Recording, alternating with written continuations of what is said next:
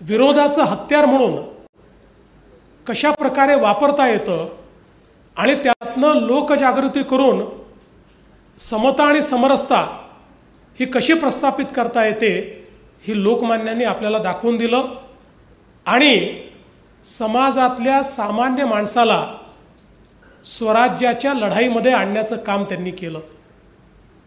खरं म्हणजे आपल्याला माहिती आहे की वर्षानुवर्ष आपण सगळे इतिहासामध्ये शिकतो की लोकमान्य टिळकांचं ते अतिशय प्रसिद्ध वाक्य, स्वराज्य माझा जन्मसिद्ध अधिकार आहे आणि तो मी मिळवणारच, हे वाक्य याकरता महत्त्वाचं होतं की 1857चं स्वातंत्र्य समर चिरडल्यानंतर देशामध्ये जी निराशा होती त्या निराशेतनं या देशात एक अशी पिढी तयार झाली होती की ज्या पिढीला हा ठाम विश्वास बसायला लागला होता की ज्यावेळी इंग्लंडच्या राणीच्या मनात येईल की आता भारतीयांना स्वातंत्र्य द्यायचं, त्यावेळी ती आदेश करेल आणि मग संसदेमध्ये प्रस्ताव पास होईल आणि तेव्हाच आम्हाला हे स्वातंत्र्य मिळू शकतं, कारण इंग्रजी साम्राज्याचा सूर्य अस्तच होऊ शकत नाही,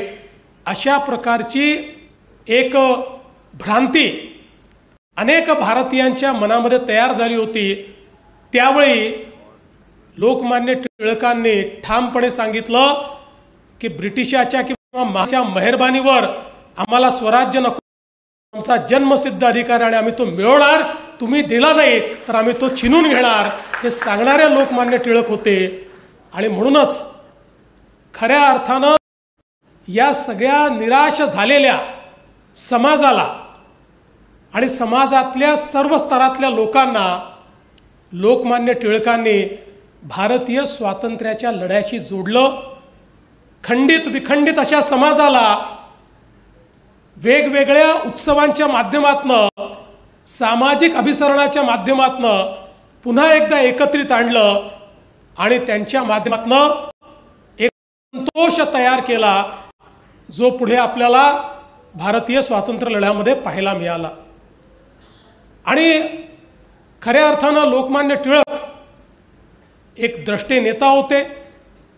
ते खगोल शास्त्रातले अभ्यासक होते, ते गणितज्ञ होते, ज्योतिषशास्त्र त्यांना समजत होतं, ते भाष्यकार होते, ते टीकाकार होते, ते उत्तम संपादक होते, लेखक होते। सर्व प्रकारच्या जे काही गुण आहेत त्या गुणांनी ते परिपूर्ण होते। मगाशी उल्लेख झाला की मंडालेच्या तुरुंगामध्ये असताना त्यांनी गीता रहस्य लिहिलं। ते तुरुंगातनं बाहेर आले आणि महिनाभर इंग्रजांनी ते गीता रहस्याचं त्यांनी जे हस्तलेखन केलं होतं ते दिलंच नाही। एक दिवस त्यांना कोणीतरी विचारलं की जर इंग्रजांनी हे परत केलंच नाही तर तुम्ही काय कराल?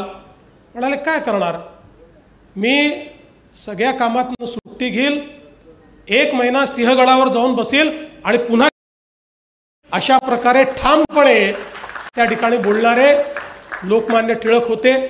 आणि म्हणून मला असं वाटतं की खरोखर ज्या बाण्यानं त्यांनी काम केलं तोच बाणा आधुनिक या भारतामध्ये ज्या व्यक्तींच्या कार्यामध्ये दिसतो अशा व्यक्तींना हा पुरस्कार दिला जावा, ही संकल्पनाच अतिशय विलक्षण अशा प्रकारची आहे।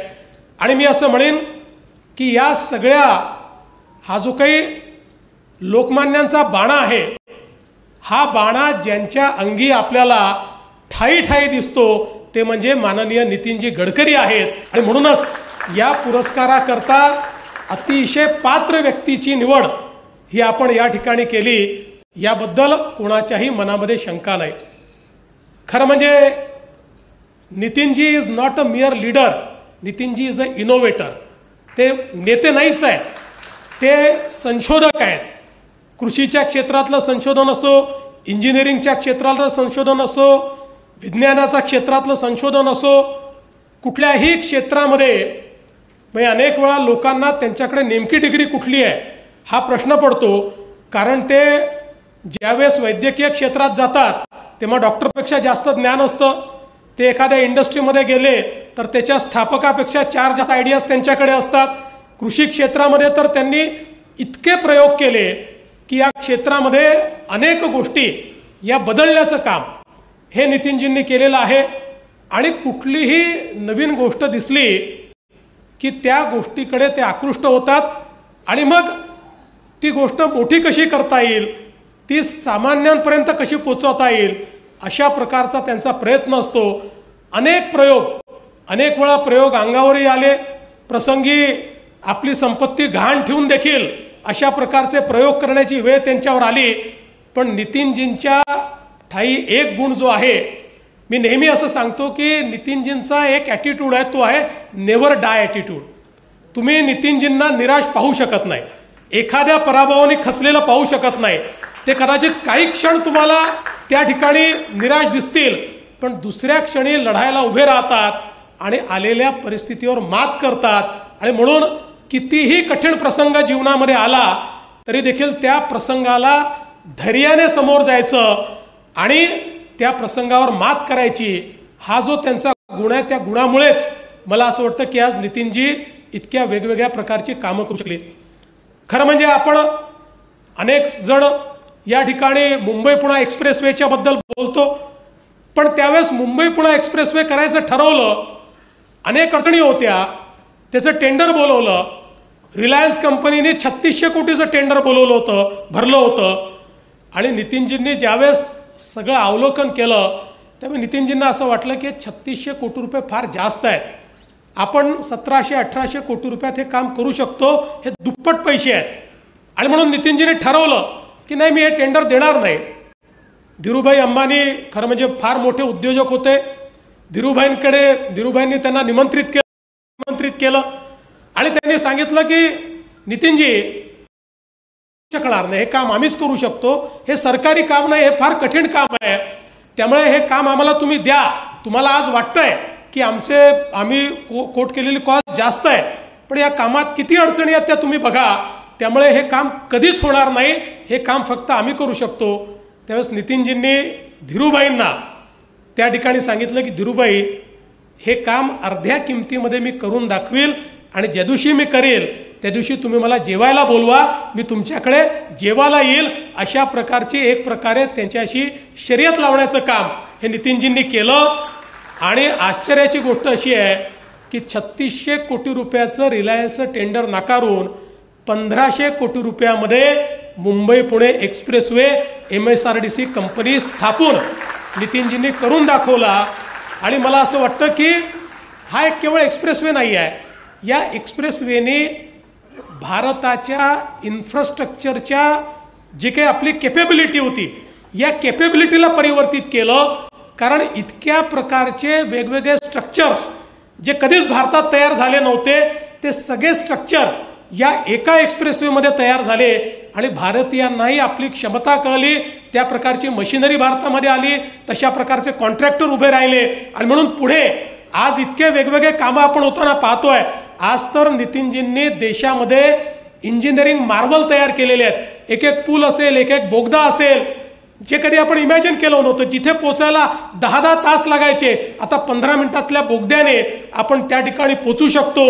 असे पूल झालेले आहेत की जे अतिशय खोल अशा दऱ्याखोऱ्यातनं वर आलेले पूल आपल्याला पाहायला मिळतात. एका केबलवर त्या ठिकाणी केबल स्टेड अशा प्रकारचे अनेक पूल आपल्याला पाहायला मिळतात.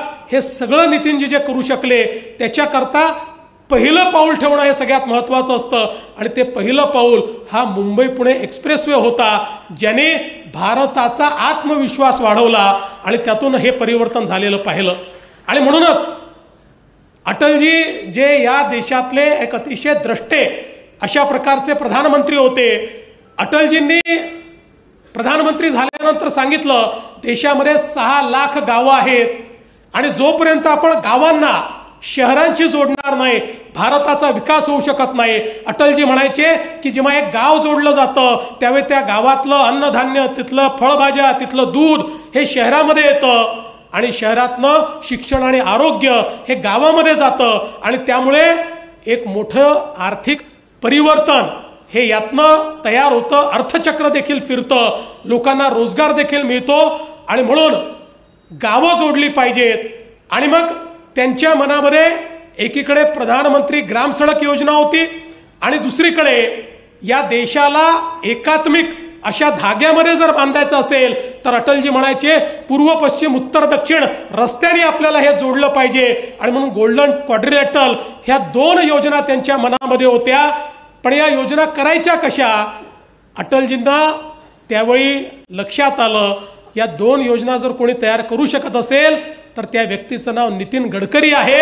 आणि अटलजींनी नितीनजींना जबाबदारी दिली, ही योजना तयारी तुम्ही करा, त्याच्यात कसे स्ट्रक्चर असले पाहिजे, त्याची काय मानकं असली पाहिजे, आणि एवढंच नाही तर त्याच्याकरता निधी कुठनं उभा केला पाहिजे हेही तुम्ही ठरवा. आणि नितीनजींनी अतिशय इनोव्हेटिव्ह पद्धतीनं हे रस्ते तयार करत असताना त्या ठिकाणी कधी ब्रिज कम बंधारे, काही ठिकाणी तलाव, काही ठिकाणी अजून वेगवेगळ्या प्रकारचे स्ट्रक्चर कसे तयार करता येतील याचा विचार केला. कुठे सेस लावून आपल्याला याला फायनान्स करता येईल याचा विचार केला. आणि इतक्या मोठ्या प्रमाणात हे काम झालं. आपण जर बघितलं तर या देशाच्या इन्फ्रास्ट्रक्चरमध्ये जे गुणात्मक परिवर्तन सुरू झालं ते अटल बिहारी वाजपेयीजींच्या काळामध्ये सुरू झालं. आणि त्याचेही एक प्रकारे जनक किंवा योजक हे माननीय नितीनजी होते. आणि मला अतिशय या गोष्टीचा आनंद आहे की देशाचे प्रधानमंत्री माननीय नरेंद्र मोदीजींनी देखील नितीनजींचा हा गुण ओळखला आणि नितीनजींना रस्ते विकासाचं इन्फ्रास्ट्रक्चरचं काम दिलं. आणि आज आपण हे निश्चितपणे म्हणू शकतो की one of the most performing minister in the cabinet of Narendra Modi ji is none other than Shri Nitin Gadkari. आज देशामध्ये त्यांचा जो परफॉर्मन्स आहे, जी त्यांनी गती दिली आहे, जी एफिशियन्सी आणली आहे, ज्या प्रकारे त्यांनी त्याच्यामध्ये अनुसंधान केलेलं आहे. आज एक काळ असा होता की जगातलं इन्फ्रास्ट्रक्चर पाहण्याकरता आपण जायचो.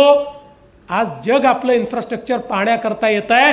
अशा प्रकारचे स्ट्रक्चर्स या देशामध्ये आज आपण तयार केलेले आहेत. मी मागच्या काळामध्ये लेह लद्दाखला गेलो होतो. त्या ठिकाणी छत्रपती शिवरायांच्या पुतळ्याचं उद्घाटन होतं नॉर्दर्न कमांडमध्ये. आणि नॉर्दर्न कमांडचे प्रमुख होते. त्यांनी बोलता बोलता सांगितलं, म्हणाले बघा असं आहे की पूर्वीच्या काळी सरकारची मानसिकता अशी होती की बॉर्डरवर रस्तेच करू नका, कारण ते रस्ते जर आपण केले तर त्या रस्त्याने चीन आत घुसेल आणि आपल्यावर हल्ला करेल. पण म्हणाले मोदी सरकार आल्यानंतर या ठिकाणी त्यांनी हा विचार बदलला आणि आज गडकरी साहेबांच्या नेतृत्वात आमच्या बॉर्डरवर जे रस्ते झालेले आहेत, जी टनेल झालेले आहेत, मागच्या काळामध्ये जर चीनने आमच्यावर आक्रमण केलं असतं तर आम्हाला सगळी मशिनरी आणि मॅन मुवमेंट करता 8 दिवस लागले असते. आता 8 तासामध्ये चीनच्या आधी आम्ही आमची मॅन आणि मशिनरी त्या ठिकाणी मूव्ह करू शकतो. अशा प्रकारची सज्जता आम्हाला या ठिकाणी मिळालेली आहे. त्यामुळे हे जे विजन आहे आणि विजन असणारे लोक असतात ते महत्त्वाचेच आहे. पण अनेक वेळा विजन असलेले लोक ती विजन ॲक्शनमध्ये आणू शकत नाही. पण Nitinji is man of action, is not only man of vision but is man of action. आपण पाहिलेलं स्वप्न हे प्रत्यक्षात उतरवता येतं हे नितीनजींनी दाखवून दिलं. आणि खऱ्या अर्थानं आपण जर बघितलं असेल तर इतके वर्ष आम्ही सगळे नितीनजींसोबत काम करतोय. मी तर अगदी कामाची सुरुवात केली तेव्हापासनं नितीनजींच्या नेतृत्वात त्यांच्या मार्गदर्शनाखाली आम्ही सगळ्यांनी काम केलं. नितीनजींकडनं काही आम्ही शिकलो असू तर हे शिकलो की स्वप्न पहा. स्वप्न पाहिलं तर ते पूर्ण करण्याची शक्ती तुम्हाला मिळते. शक्ती कुठनं येणार, रिसोर्सेस कुठनं येणार, याकरता स्वप्नच पाहायचे नाही हा अपराध आहे. त्यामुळे पाहिजे तेवढं मोठं स्वप्न पहा, ते पूर्ण आपल्याला करता येतं. आणि नितीनजींनी कधी चिंता केली नाही. हजारो कामं ज्यावेळेस हातात घेतली त्यावेळी 1 रुपया खिशात नव्हता, पण ते पैसे कसे उभे करायचे ते त्यांनी आम्हाला शिकवलं. आणि म्हणून आज आम्हाला देखील एखादं मोठ्यातलं मोठं काम हातात घेताना याची चिंता नसते. आम्हाला माहिती आहे की जर आपण योग्य काम करतो, समाजहिताचं काम करतो, ज्यातनं मोठं परिवर्तन होणार आहे अशा प्रकारचं काम करतो आहोत तर या कामाकरता रिसोर्सेस उभे राहतील. मला असं वाटतं की ही अतिशय महत्त्वाची अशा प्रकारची शिकवण ही नितीनजींनी आम्हाला दिली. आणि म्हणून आज ज्यावेळी आपण नितीनजींनी केलेलं कार्य बघतो आणि हे कार्य करत असताना त्यांचं अखिल भारतीय स्तरावरचं कार्य किंवा राज्यातलं मोठं कार्य हे आपल्याला सगळ्यांना माहिती असतं, पण हे सगळं करत असताना त्यांच्यातली संवेदनशीलता ही अत्यंत महत्त्वाची आहे. आदिवासी भागामध्ये एकल विद्यालय चालून ज्या ठिकाणी शिक्षकही पोचत नाही, ज्या ठिकाणी विद्यालयही नाही, त्या ठिकाणच्या मुलांना शिक्षण कोण देणार? आणि म्हणून 350 एकल विद्यालयाच्या माध्यमातून आदिवासी भागामध्ये शिक्षण पोचलं पाहिजे याची चिंता करणारे नितीनजी आहेत. किंवा समाजातला जो शेवटचा घटक आहे, आमचा विणकर आहे, ज्याचं संपूर्ण जीवन उद्ध्वस्त झालं आहे, त्याच्याकरता रोजगाराची संधी निर्माण करायची, त्याला साड्या विणायला लावायच्या, त्याचा ब्रँड तयार करायचा आणि मग आपले संबंध वापरून मोठ्या मोठ्या कलावंतांना, हेमा मालिनीला ती साडी त्या ठिकाणी द्यायची, त्यांना त्याची अनाहूतपणे जाहिरात करायला लावायची आणि त्याचा फायदा त्या छोट्याशा विणकराला द्यायचा. अशा प्रकारचे अनेक कामं आरोग्याच्या क्षेत्रामध्ये सातत्याने नितीनजींकडे कोणी गेलं तरी देखील त्याला त्या ठिकाणी आरोग्याकरता काय हवं आहे, काय नको आहे याची ते चिंता करतात. अनेक आरोग्याचे प्रकल्प हे नितीनजी चालवत असतात. कुठल्याही गरिबाच्या संदर्भात हार्टचं ऑपरेशन आहे, डोळ्याचं ऑपरेशन आहे, कुठलेही ऑपरेशन आहे, केवळ समजलं की ते ऑपरेशन त्या ठिकाणी ते करून देतात. हजारो लोकांच्या जीवनामध्ये त्यांनी हे परिवर्तन घडवलं, पण कधी त्याची जाहिरातही केली नाही किंवा कधी त्या संदर्भात कुठला पुरस्कारही प्राप्त करण्याचा प्रयत्न त्यांनी केला नाही. आणि म्हणून अतिशय संवेदनशील मनाचे नितीनजी आहेत आणि त्याच वेळी जे मनातील ते बोलणारे देखील नितीनजी आहेत. नितीनजींनी कधी याची चिंता केली नाही की याचा परिणाम काय होईल.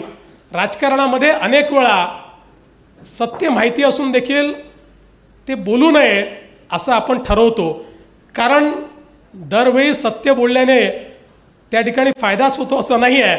अनेक वेळा राजकारणात त्याचं नुकसान होतं. पण अशी परिस्थिती आली की नितीनजी हमखास बोलतील. त्याचं किती नुकसान झालं तरी ते चिंता करत नाही.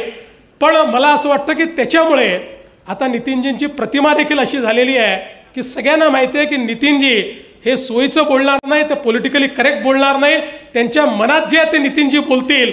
आणि म्हणून आज मला असं वाटतं की त्यांचं जे स्पष्ट वक्तेपणा आहे, त्यांचं जे बोलणं आहे हे देखील लोकांना अतिशय मनापासून आवडतं.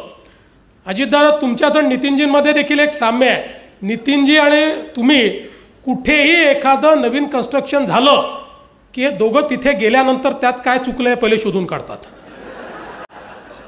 सगळी क्वालिटी बरोबर आहे की नाही, आणि थोडीशी चूक मिळाली की तो जो अधिकारी आहे त्याची सर्व समक्ष खरडपट्टी काढून पुढच्या वेळेस तो अशी चूक करणार नाही याची पूर्ण खात्री ही त्या ठिकाणी ते बाळगतात. त्यामुळे क्वालिटी हा नितीनजींचा एक, मला असं वाटतं की खूप त्यांच्या हृदयाच्या जवळ आहे. कुठली गोष्ट ही गुणवत्तापूर्णच झाली पाहिजे हा नितीनजींचा एक त्या ठिकाणी मानक असतो. अर्थात अनेक प्रसंग असे देखील असतात की एखाद्या अधिकाऱ्यांनी जर त्या ठिकाणी भ्रष्टाचार केला, काही चुकीचं काम केलं, तर नितीनजी त्याला ज्या भाषेमध्ये बोलतात ते मी इथे बोलू शकत नाही, खाजगीतच आपल्याला सांगू शकतो. पण मला असं वाटतं की ते नितीनजीच करू शकतात. त्यामुळे पुढच्या वेळी तो अधिकारी जो आहे तो त्या ठिकाणी तळ्यावर राहतो. आणि हे सगळं करत असताना एक गोष्ट अजून आहे, तुमच्यापैकी कोणालाही पुण्यातले जेवढे रेस्टॉरंट माहिती नसतील तेवढे नितीनजींना माहिती आहे. पुणे असो, मुंबई असो, देशातल्या कुठल्याही शहरामध्ये गेलं तरी नितीनजींना तिथल्या खाद्य संस्कृतीची जाणीव आहे. तिथे कुठे काय चांगलं मिळतं हे नितीनजींना माहिती असतं. आत्ता बसल्या बसल्या ते रोहितला म्हणाले, अरे तवा रेस्टॉरंट तुझ्या घरासमोरच आहे ना, कुठला प्रभा रेस्टॉरंट तुझ्या घरासमोरच आहे ना, मी ऐकत होतो. रोहितने सांगितलं की ते वडे मागवूनच ठेवले आहेत मी. त्याच्यामुळे खाद्य संस्कृतीवर प्रचंड प्रेम असलेले नितीनजी आहेत. आणि मगाशी अजितदादांनी सांगितलं नुसतं खाणं नाही, खाऊ घालणं. आणि वहिनी देखील या ठिकाणी आहेत.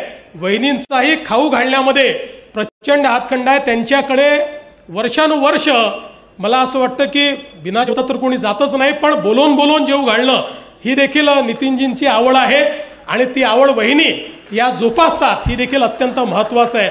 त्यामुळे मला असं वाटतं की एक ज्याला वैदर्भीय अशा प्रकारचं जे व्यक्तिमत्व आहे त्या सगळ्या गोष्टी नितीनजींमध्ये आहेत. पण हे सगळं होत असताना त्यांचं व्यक्तिमत्व हे वैश्विक देखील आहे। जगाच्या कुठल्याही कानाकोपऱ्यामध्ये जाऊन तिथल्या लोकांना नवीन आयडिया देऊन इम्प्रेस करण्याची क्षमता ही नितीनजींमध्ये आहे। नवीन गोष्टी लोकांपर्यंत पोहोचवण्याची क्षमता ही नितीनजींमध्ये आहे। आजच्यापेक्षा 20 वर्ष पुढे विचार करण्याची क्षमता नितीनजींमध्ये आहे। Is always ahead of time. आज आपण इथेनॉल बद्दल सर्व बोलतो, पण 2000 साली जेव्हा इथेनॉल आपल्याकरता नवीन होतं त्यावेळी इथेनॉलची पॉलिसी तयार केली पाहिजे आग्रह धरणारे नितीनजी होते। अटलजींच्या पाठीमागे लागून इथेनॉल करता समिती तयार केली। ती समिती घेऊन ब्राझीलमध्ये गेले, तिथनं परत येऊन ती कमिटीचा रिपोर्ट तयार झाला आणि तेव्हापासनं हे इथेनॉलचं जे रिव्होल्यूशन आहे हे रिव्होल्यूशन या देशामध्ये आमच्या शेतकऱ्याच्या जीवनामध्येही परिवर्तन करणारं अशा प्रकारचं त्यांनी तयार केलं। आणि म्हणून आज इतक्या वेगानं इलेक्ट्रिक व्हेकल आता आपल्याकडे सुरू झालेले आहेत। कदाचित 2030 पर्यंत आमच्या 50% व्हेकल या इलेक्ट्रिक व्हेकल होऊ शकतात। टू व्हीलर तर जवळपास व्हायलाच निघालेले आहेत। अशा परिस्थितीमध्ये आपण आहोत। ही गोष्ट 10 वर्षापूर्वी कोणी सांगितली असती तर आपल्याला असं वाटलं असतं की हे जरा थोडं आपण पुढे बोलतोय, पण 10 वर्षापूर्वी नितीनजी हे होते की जे सांगायचे की आता इलेक्ट्रिक व्हेकलचा जमाना आलेला आहे, पुढच्या 10 वर्षामध्ये देशामध्ये ट्रान्सफॉर्मेशन होईल आणि या ठिकाणी इलेक्ट्रिक व्हेकल येईल, सगळं प्रदूषण हे आम्ही त्या ठिकाणी दूर करू। आणि म्हणून मला असं वाटतं की खरं तर नितीनजींसोबत इतकं काम केलेलं आहे, इतक्या गोष्टी या ठिकाणी सांगता येतील की तास 2 तास तर माझ्या भाषणामध्येच निघून जातील, पण अजून नितीनजींचंही भाषण ऐकायचं आहे। पण मला असं वाटतंय एक विलक्षण अशा प्रकारची प्रतिभा ही नितीनजींकडे आहे। त्या प्रतिभेसोबत एक संवेदनशीलता आहे आणि या सगळ्यासोबत ज्या संस्कारातनं ते मोठे झाले, मग ते राष्ट्रीय स्वयंसेवक संघाचे संस्कार असो किंवा त्यांच्या आईने दिलेले संस्कार असो, हे संस्कार त्यांनी जोपासले आहेत आणि तेच संस्कार त्यांना सातत्याने समाजकार्याची प्रेरणा देत असतात।